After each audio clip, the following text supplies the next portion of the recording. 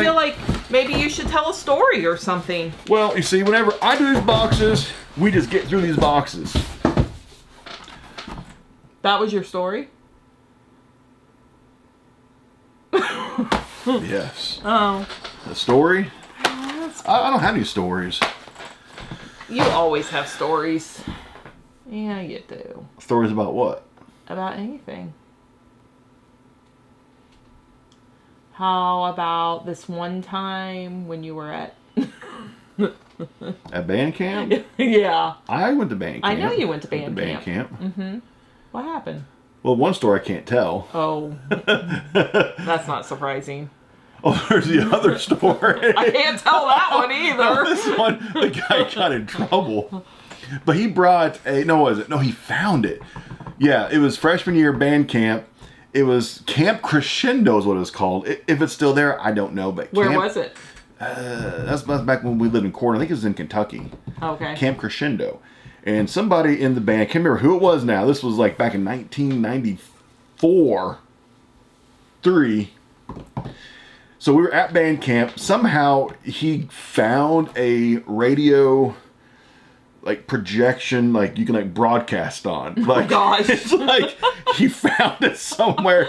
He might have broken it into some place. He found it. I don't know how he found it. That's what people say when they steal something. I found this. He found it somewhere. So I was not involved in this, but I laughed whenever. So anyway, he decided to broadcast live from Camp Crescendo and use like the FFA, whatever it's called, or whatever it's called, like the signal.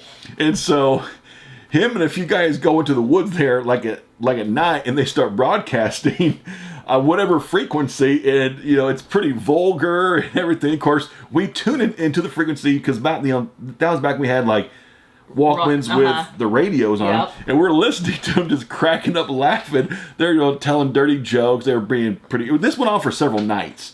They would go, so eventually they whoever I think it's called FFA or FAA, whatever it's called. The FFA is Future Farmers of America. Not them.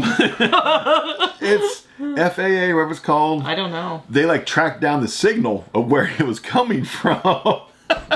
And so here comes all these agents with whatever it is that in charge of like that kind of stuff, came in, tried to track down like what was going on, and they were able to find the radio stashed. I can't remember where they stashed it at. I think it was like in some area, shed, structure in the woods where they would stash that, where they found it somewhere at Camp Crescendo. They found it, and they got in trouble. I can't remember what happened to them, but they did get in trouble, like legally. Really? But they were minor, so it was probably just... But they found out who it was doing it? I think somebody ratted on them. I don't remember like all the details, but there was like, I think 3 guys that all got caught for it, got in trouble. They didn't do like jail time or anything, but like minor. I think it was probably like, whatever happens to the minors for that kind of thing. Yeah, they had to do community service or something. Yeah. So it was because of that situation that Camp Crescendo had new rules about you can't broadcast radio station from Camp Crescendo, and so that was just one story from just that one band camp, though. But it's just that type of example, though, that why there's all these like warning labels and all of this nonsense mumbo jumbo at the end of things because some ding dong did it. Yeah. That was just one band camp story from that. I'm sure you caused your own amount of havoc at camps in general? Yeah.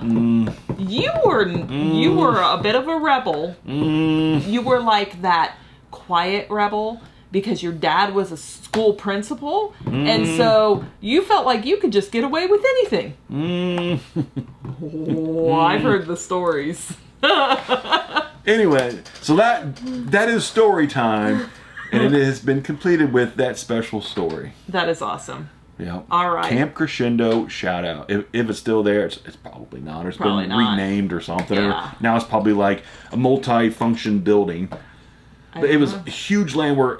somebody's going to look it up and they're going to be there was like 4 or 5 like bands there at one time because they had like different dormitories for each like band. So it was like It was big. Like we each had our own marching field.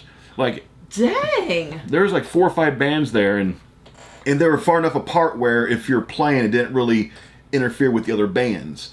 And that's where you went to learn your fall show for competition. You go to Camp Crescendo, spend like 2 weeks there, and you just marched and played and marched and played and marched and played. False show. I just realized you said fall. Fall show for like competitions. False show? Why would you put on a false show? Camp Crescendo. Huh. I think it was in Kentucky. Interesting. Yep. All right. There's story time. We'll see you next time.